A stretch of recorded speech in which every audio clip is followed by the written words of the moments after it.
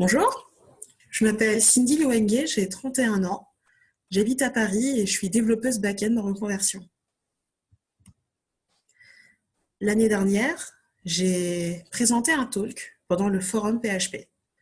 Le forum PHP, c'est une conférence qui est consacrée à l'écosystème de PHP. À la fin de mon intervention, un participant est venu me poser mes questions et à un moment, il m'a demandé pourquoi j'avais fait une reconversion, qu'est-ce qui m'avait motivée. Et je lui ai répondu franchement, j'ai fait une reconversion parce que j'étais en situation d'échec. C'est un aveu plutôt abrupt, mais qui est plutôt fidèle à la manière dont on considère les carrières professionnelles aujourd'hui. C'est bien simple. Soit on suit les règles et on réussit, soit on échoue. Il n'y a pas d'entre-deux. Mais pour ma part, quand je fais le bilan de ces 3 dernières années, j'ai pas l'impression d'être devenue une gagnante ou une perdante. En revanche, faire une reconversion, ça m'a permis de me retrouver en position de force dans ma vie professionnelle, de prendre le pouvoir. Je vais vous parler de ma reconversion et de la façon dont ça a révolutionné ma vie professionnelle. Tout d'abord, je vais vous présenter mon parcours, puis après, je vais évoquer ma stratégie pour bien mener ma reconversion. Et enfin, je vais vous expliquer comment mon changement de carrière m'a permis de m'émanciper. Je vais commencer donc par mon parcours, qui commence par mon bac scientifique et par la première décision que j'ai prise après mon bac scientifique, c'était de rejoindre une fac d'histoire de l'art. Je n'avais pas de projet particulier, j'y suis allée par passion, j'avais pas de réseau et du coup j'ai galéré dans les milieux culturels pendant des années. J'ai fini par abandonner et par me tourner vers les milieux des startups parisiennes. C'était en 2013 et c'est là que les ennuis ont commencé pour moi. Je n'avais qu'un diplôme en histoire de l'art. Du coup, j'ai occupé des postes plutôt ingrats, en CDD et en intérim, dans des boîtes reconnues. Je suis passée par Blablacar, par Adopt un mec, par Uber, pour en citer quelques-unes. Aujourd'hui, mes anciens responsables ne se souviennent pas de moi, parce que je n'étais que la fille de l'accueil, je n'étais que la fille du service client, je n'étais qu'un couteau suisse ambulant. Mais moi, pendant ce temps, je n'ai pas perdu mon temps. J'ai énormément appris sur le tas. Je n'étais pas la première de la classe qui était au premier rang, qui récoltait tous les bons points. J'étais plutôt la fille du fond de la classe qui percevait tous les défauts, qui comprenait les enjeux et qui voulait participer au changement. Pour les raisons que vous pouvez imaginer, malgré ma motivation, ça prenait pas. J'étais pas prise au sérieux. Pire, mes observations gênaient. Après tout, qui étais-je pour remettre en question le statu quo? J'étais personne, j'étais différente. Je ne trouvais pas ma place au travail. Et en arrière-plan, toujours la même musique qui jouait. J'étais malheureuse. En fait, ma reconversion, c'est un long processus qui a commencé en 2013, c'est-à-dire au moment où j'ai rejoint ce milieu des startups. En fait, j'avais déjà songé à apprendre à monter un site internet, mais je ne me projetais pas dans ce métier-là. Je ne savais pas ce que c'était qu'être développeuse. En 2015, j'ai suivi quelques tutoriels de programmation en ligne. En 2016, j'ai commencé à coller mes collègues développeurs et développeuses parce que c'était les rockstars de ma boîte et parce que c'était le groupe des gens cool et que j'étais cool. Donc on était cool ensemble. On papotait beaucoup sur Slack et on passait beaucoup de temps ensemble pendant les pauses déjeuner. J'étais curieuse de leur travail, mais je ne me projetais pas du tout dans le métier de développeuse. Et puis, j'étais beaucoup trop occupée à être exploitée par mes responsables et à souffrir. D'abord, je souffrais en silence, et puis après, j'ai souffert plus ouvertement, parce que mon travail et mon potentiel n'étaient pas reconnus. Je me heurtais encore à ce fichu plafond de verre. Il fallait que ça change. Pour être prise au sérieux et avoir un véritable impact, je devais acquérir les outils et les compétences nécessaires. Ainsi, avant la fin de ce contrat avec les développeurs et les développeuses Rockstar, j'ai entamé tout doucement ma reconversion. Je cherchais des formations en ligne alors que j'étais encore en poste. De toute manière, mon employeur ne m'aidait pas à évoluer. Et j'ai misé sur moi. Au début, je souhaitais devenir UX designer. Or, il n'existe pas de formation standard en UX design. Du coup, je ne savais pas trop par quel bout prendre. Alors, je me suis inscrite par défaut à un cours de web design pour apprendre à concevoir des maquettes. Et vous savez quoi? J'ai détesté ça. J'ai jamais pu surmonter ma haine de Photoshop et d'InDesign. En revanche, j'ai adoré la partie consacrée à l'intégration d'une maquette. Je me suis rendu compte que j'aimais coder. Et j'ai décidé de continuer mon auto-formation. Ensuite, j'ai rejoint une formation accélérée en 5 mois. C'était une formation en PHP et dans le framework Symfony qui était dispensée à la Web Code School. Et c'est comme ça que ma carrière de développeuse a été lancée.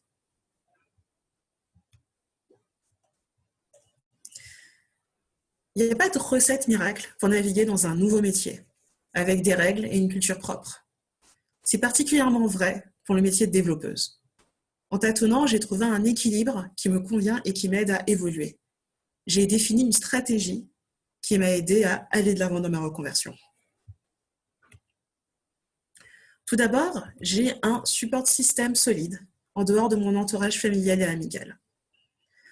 Quand on est junior, on a énormément de questions à poser. On a envie de poser des questions techniques, on a besoin de poser des questions d'orientation. Moi, j'ai la chance de connaître des développeurs qui sont expérimentés et qui se rendent disponibles pour moi. Bien évidemment, il y a plein de réponses qu'on peut obtenir avec un petit peu de débrouillardise en allant sur Google. La différence, c'est que moi, j'obtenais des réponses qui étaient beaucoup plus fiables parce qu'elles étaient données par des personnes dans lesquelles j'avais confiance. Et c'était précieux. Ensuite, jusque-là, j'ai privilégié les environnements qui étaient favorables à l'apprentissage. Après ma formation, j'ai trouvé facilement un stage grâce à une connaissance. J'ai intégré une PME avec une équipe bienveillante, qui croyait en moi, qui a respecté mon rythme d'apprentissage et qui m'a rendue meilleure. Ça avait toute son importance parce que j'étais une débutante vulnérable.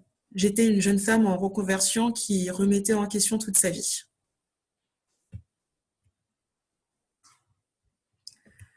Troisièmement, j'ai appris à me faire confiance et à faire des pauses, à prendre des vacances. À la fin de ma formation, j'ai eu peur d'oublier tout ce que j'avais appris.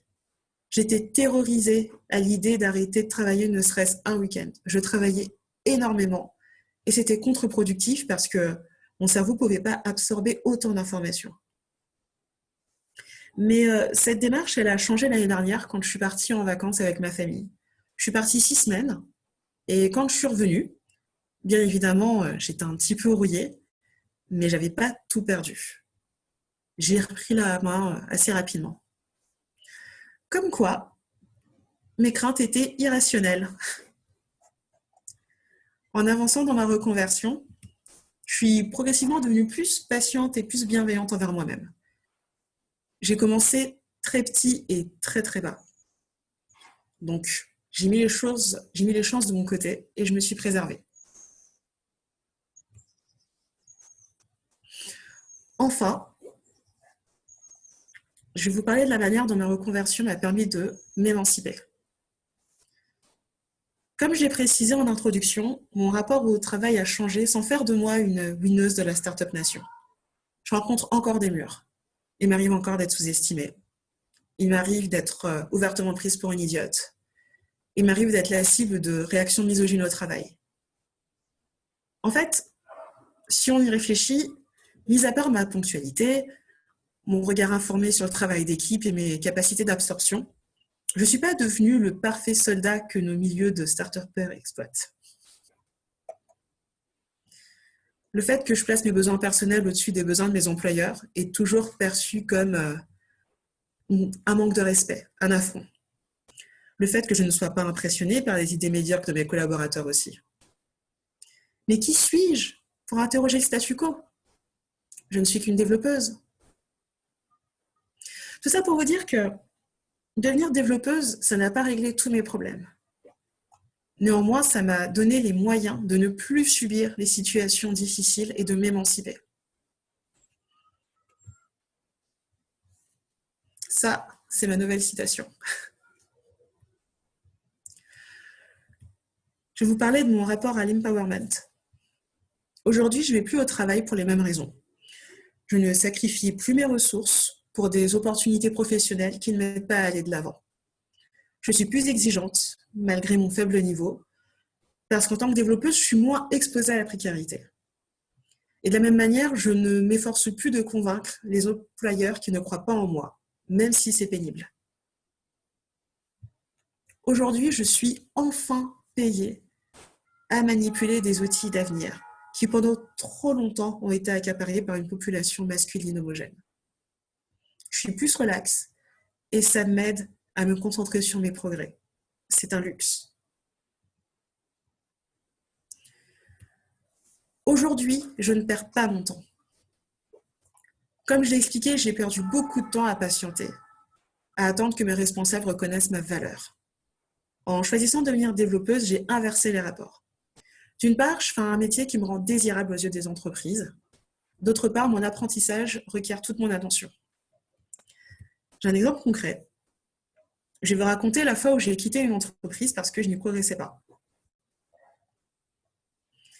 En septembre 2019, j'ai rejoint une société de l'AdTech. C'était une PME sympathique avec des gens vraiment très bien. Le problème, c'est que je me suis rendu compte assez vite que cet environnement ne me rendrait pas meilleure développeuse. J'ai eu peur de sacrifier toutes les bonnes pratiques que j'avais acquises, juste pour m'intégrer à l'équipe. Alors, je n'ai pas hésité longtemps. J'ai cherché un autre travail. J'ai quitté cette petite boîte au bout de 2 mois, dès qu'un nouveau contrat a été sécurisé ailleurs. Enfin, aujourd'hui, je parle beaucoup de boulot, mais il n'y a pas que le boulot, il y a aussi mes engagements communautaires. J'ai été encouragée et inspirée par des collègues. Je donne des conférences et j'incite les milieux tech à s'ouvrir aux profils issus de la diversité et aux profils en reconversion. Par ailleurs, j'ai contribué à l'organisation d'une conférence généraliste qui s'appelle Best of Web. Ça me prend beaucoup de temps et honnêtement, je ne suis pas aussi efficace que j'aimerais l'être. Mais je suis ravie d'entretenir le cercle vertueux à mon échelle. Je m'efforce d'amener des profils juniors ou différents avec moi dans ces engagements.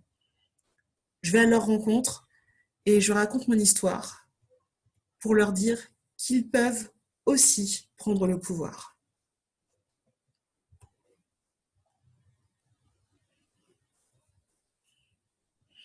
On est au mois d'avril 2020 et je suis en mesure de construire, de façonner ma propre place.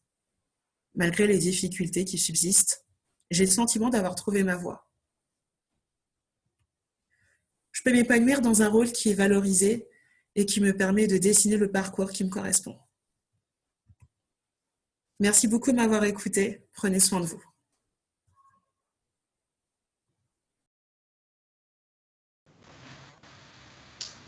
Super, merci beaucoup pour ce talk, Cindy, c'était super. On a vraiment passé un bon moment. Donc maintenant, on va passer à une petite session de questions. Donc là, je vois très bien, question de Raphaël. Tu penses que PHP et Symfony, c'est une bonne porte d'entrée pour se reconvertir? À mon avis, n'importe quel langage est une bonne porte d'entrée pour se reconvertir. En réalité, tous les langages se ressemblent. Ils sont souvent construits avec la même logique, avec la même structure. On retrouve souvent les mêmes opérateurs. On retrouve souvent les mêmes choses. Donc, pour moi, s'il s'agit d'apprendre à coder, peu importe le langage. En revanche, s'il s'agit de trouver très vite un poste, autant passer par les langages qui sont le plus demandés. On a parlé tout à l'heure de Python, JavaScript, PHP pour les back-ends, Symfony comme framework parce que c'est français et que ça fonctionne très bien, ça a de plus en plus de succès. Ouais, peut-être Java, si on a envie de se poser des challenges dès le début, parce que Java, c'est pas tout à fait facile, il y a beaucoup de contraintes. Ouais, donc en fait, vraiment, peu importe. Ce qui est important, c'est de commencer par prendre un langage, d'essayer de comprendre ce qui se produit, sans forcément entrer dans toutes les problématiques de compilation, d'interprétation, etc. Juste comment est-ce que je fais pour créer une variable? Comment est-ce que je fais pour créer une classe si on fait la programmation orientée objet? Ceux qui codent déjà comprendront. Voilà, pour moi, c'est ce qui compte. Prendre un langage, essayer de comprendre comment ça fonctionne. Après, dans la vie de dev, on peut choisir de langage. Pour l'instant, je fais du PHP. Mais peut-être que dans un an, je déciderai de faire du Kotlin. Peut-être que je voudrais faire du Scala. Peut-être que je voudrais faire autre chose. Au moins, je saurai comment fonctionne un langage de programmation. Très bien répondu. Ouais. L'idée, c'est de balayer les fondamentaux, de pouvoir voilà, savoir comment le langage fonctionne, d'aller vers quelque chose d'agnostique. C'est ça. Alors, je vais reposer la question que j'ai posée au précédent talk parce que je trouve qu'elle était intéressante. Donc, en fait, cette personne aimerait savoir, pour toutes les développeuses ou personnes dans l'IT, comment trouver trouvent-elles leur job utile et d'où vient leur satisfaction au travail? Ça dépend. Ça dépend parce que, en fait, en tant que dev, parfois on a l'impression de faire un bullshit job. On peut faire partie d'une société dont le produit, comme disait Morgane, de manière très juste, n'apporte rien à la société, n'apporte rien à une communauté ou une autre. Moi, parfois, j'ai vraiment l'impression, j'ai eu l'impression de ne pas apporter quoi que ce soit, si ce n'est faire des features diverses et variées pour faciliter la vie d'organisateurs d'événements ou de commerçants. Là, en ce moment, je suis employée par Open Classroom. Beaucoup de personnes connaissent cette société. Avant, c'était le site du zéro. Beaucoup de développeurs ont appris à coder avec le site du zéro. Aujourd'hui, l'objectif d'Open Classroom, c'est de pousser l'éducation dans le monde entier, de rendre l'éducation accessible. Donc oui, quand il m'est arrivé de développer des features, je me suis sentie utile, j'étais contente. Je me disais, j'ai un impact direct. Des gens changent de vie grâce à cela. En revanche, bien évidemment, il y a des moments où il y a des choses qui me paraissent pas tout à fait utiles. C'est quand on rentre dans tout ce qui est vraiment informatique de chez informatique, sachant qu'avec le temps, je suis de moins en moins junior et de plus en plus opinionated. J'ai de plus en plus d'opinions fortes en fait par rapport à ce que je fais.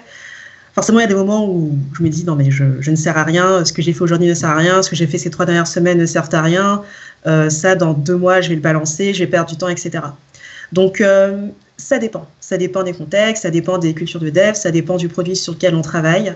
Il y a des jours où j'ai l'impression de faire un bullshit job et d'autres fois où je me dis que mon métier a une place importante dans la société.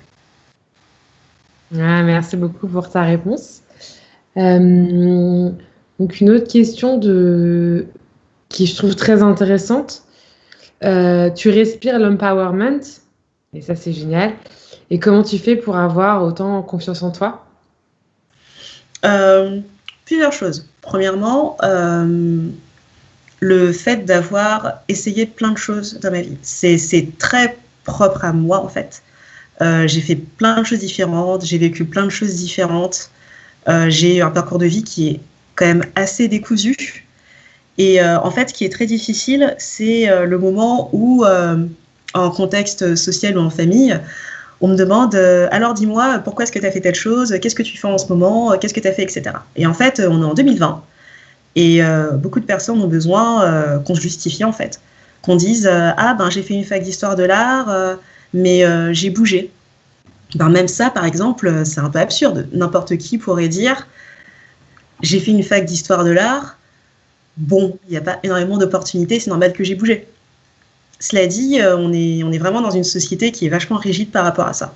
Et moi, en fait, j'ai appris à absolument assumer. Je me suis dit, en fait, ça ne sert à rien de tout le temps me justifier, ça ne sert à rien de m'auto-flageller. Ce qui est important, c'est ce que je veux maintenant, ce que je veux pour la suite, qu'est-ce que je peux m'apporter, qu'est-ce que je peux apporter aux autres. C'est une question d'expérience et c'est vraiment avec le temps que j'ai appris à miser sur moi et avoir confiance en moi. Génial. C'est fort en tout cas. Et c'est super de voir qu'il y a des développeuses qui sont autant épanouies que toi. Donc, il y a une autre question de Lamia qui dit bravo pour ce chemin et merci pour le partage. Peux-tu nous dire depuis combien de temps es-tu dev? Je suis développeuse depuis 2017, techniquement depuis 2018 parce que ma première expérience c'était en 2018. Mais j'ai commencé à coder en 2017 et j'ai commencé ma formation en 2017 et j'ai fait mon premier vrai projet en 2017. Donc j'irai depuis 2017. Ok, super. On va continuer sur un peu la formation. Donc, comment s'était passée ta formation? Est-ce que tous ceux de ton école ont réussi?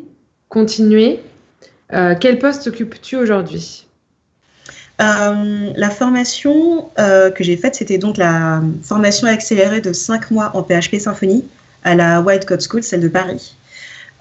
C'était vraiment difficile. C'était très très dur. C'est une formation qui est tellement qui est exigeante, mais pas pour des raisons d'organisation, quoi que ce soit. En fait, c'est humainement parlant.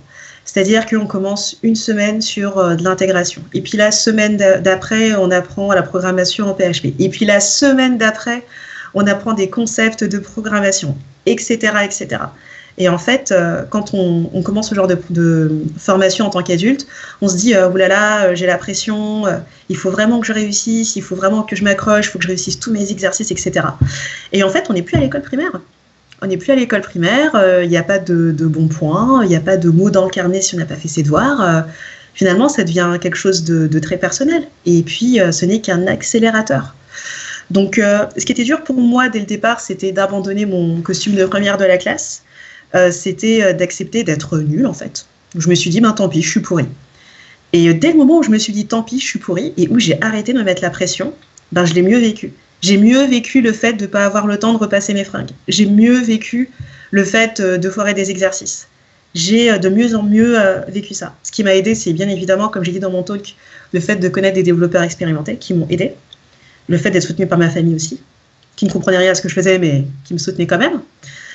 Ça m'a aidé, mais c'était hard. Ensuite, il y a une autre question, c'était par rapport à ce que je fais maintenant, je crois. Yes. Non. Ah oui, quel poste occupes-tu? Ah oui.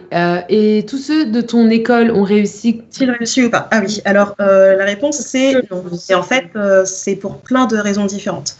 Premièrement, quand on commence une formation en développement web, alors qu'on est adulte, on ne sait pas du tout si ça va nous plaire ou pas. Il y a beaucoup d'adultes qui sont tournés vers ces formations-là parce que Pôle emploi a dit que c'était cool et que ça pouvait être financé, parce que l'État avec le CPF dit que ça peut être financé et que c'est cool, parce qu'il y a énormément d'emplois, et puis ça paye bien, et puis c'est cool, c'est des métiers qui sont devenus sexy, entre guillemets.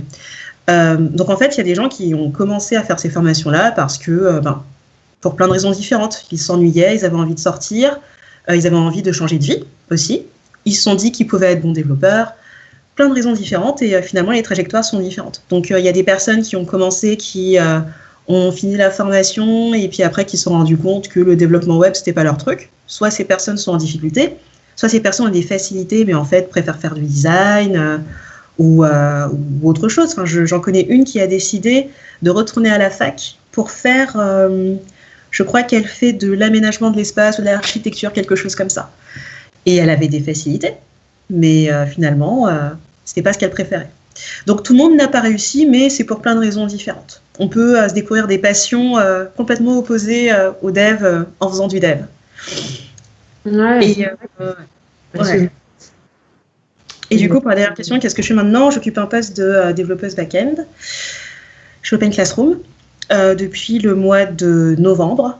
Je suis dans une équipe qui s'occupe des questions d'acquisition. Donc, en gros, c'est tout ce qui a trait à la conversion des utilisateurs de l'utilisateur gratuit à utilisateurs qui vont payer des formations. Donc en fait, le but, c'est de mettre en avant les possibilités qu'il y a sur la plateforme et de mettre aussi en avant toutes les possibilités qu'il peut y avoir pour chaque personne de manière un peu personnalisée. Top. Ouais, je voulais rebondir sur ce que tu as dit par rapport aux formations, parce que moi, j'ai fait la Coding Academy, mais je trouve que tu as vraiment tout dit, ouais. Mais c'est sûr que c'est pas évident. Il faut vraiment accepter de ne pas être le premier de la classe, et, enfin, de ne plus l'être, et surtout de ne pas tout comprendre, de ne pas pouvoir tout assimiler, et de se dire que tu ne peux pas tout absorber parce que c'est tellement intense que c'est juste pas possible, en fait. Mm. Ouais, mais bien sûr, on ne peut pas tout absorber comme ça. C'est pas possible. Oui, exactement. C'est pas enfin, quand on fait 18 ans d'école publique en France, t'es pas du tout préparé à ce genre de formation parce que toi, on est toujours dans cette idée de tout apprendre, tout restituer. Et là, en fait, mais toutes les formations, je trouve, de programmation, même les parcours ingénieurs, en fait, t'es floudé d'infos de A à Z et c'est très difficile de tout. Enfin, il y a une grosse partie, je pense, que tu apprends sur le tas, en fait. C'est tout à fait ça. Mais c'est tout ça.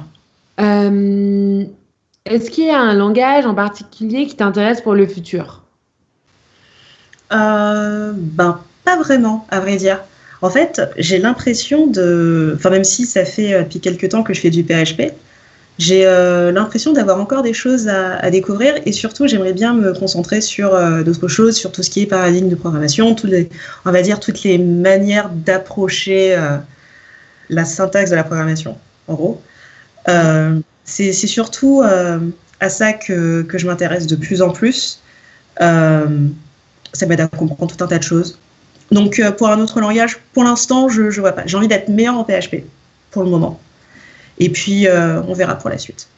Ouais, globalement, tu as envie d'être meilleure en programmation, en termes de style, de structure, des choses sur lesquelles on peut se pencher quand on commence à être un peu expérimenté, quoi, qu'on sait un peu, qu'on sait faire les choses quotidiennes, quoi. Ouais, c'est ça. C'est un peu prendre les choses à l'envers, mais pour le moment, c'est ce qui me motive. Et je me dis autant aller vers ce qui me motive et puis advienne que pourra. Ça m'empêchera pas, enfin c'est pas une chose qui me bloquera de toute manière, bien au contraire. Non, au contraire, ça t'aidera à plus facilement changer de langage en fait.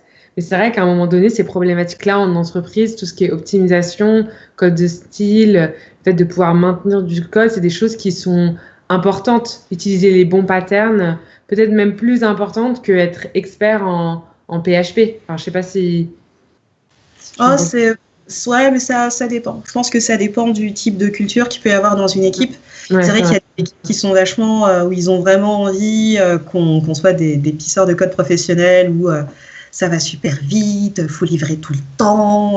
Et du coup, ouais, on a intérêt à savoir jouer, entre guillemets, avec un langage, alors qu'il y en a d'autres qui sont plutôt en mode, ok, bon. Nous, on a envie de donner envie déjà à d'autres devs de venir nous voir. Enfin, on a envie que les gens nous respectent. Donc, c'est pas mal de prendre le temps de lire et de devenir un peu plus, de développer une sorte de finesse, on va dire, dans la structure, comme tu dis, etc. Donc, ouais, ça dépend des cultures, en fait, de développement. C'est vrai, c'est vrai. Du coup, ouais, voilà, c'est parfait. Il y a une question qui dit il est possible de changer de langage. Ça se passe forcément par l'auto-formation avant de postuler à une offre qui demande ce nouveau langage? Ça dépend encore une fois. Après, faut voir les choses en face. En fait, il n'y a pas énormément d'entreprises qui sont prêtes à former les développeurs. C'est-à-dire que si moi, aujourd'hui, j'arrive, je ne sais comment, à décrocher un poste de développeuse, je sais pas moi, JavaScript, alors que j'en fais à peine, bien évidemment, il faudra que l'entreprise me permette de me former. Soit de me former, soit je serai formée sur le tas. Enfin, bref, il y a plein de solutions à imaginer. Mais c'est pas la majorité des boîtes. Hein. Même si en plus on connaît déjà un certain langage, mais qu'on a besoin en tant que junior en conversion, mais qu'on a besoin d'un peu de temps pour s'adapter. Franchement, il n'y a pas énormément de sociétés qui sont prêtes à accorder du temps pour l'auto-formation ou pour la formation d'entreprise. C'est risqué. Ça existe, mais c'est très risqué. Et puis, en plus, il y a une autre chose. On ne sait jamais sur quoi on tombe quand on rejoint une société. quel que soit le type de métier, quel que soit le poste, on ne sait jamais. Moi, je me souviens qu'une fois, j'ai passé un entretien d'embauche. On m'a vendu une magnifique comédie musicale dont j'étais le centre et avec des belles chorégraphies et des beaux effets spéciaux. Et en fait, j'y ai cru et j'aurais pas dû y croire, en fait. Mais j'aurais pas pu le savoir. Donc là-dessus, il faut vraiment, vraiment se méfier. Et même parfois, on peut poser toutes les questions possibles et imaginables pendant les entretiens d'embauche. On peut jamais savoir sur qui on tombe, sur quoi on tombe. Donc, à ce moment-là, faut pas hésiter à prendre la tangente.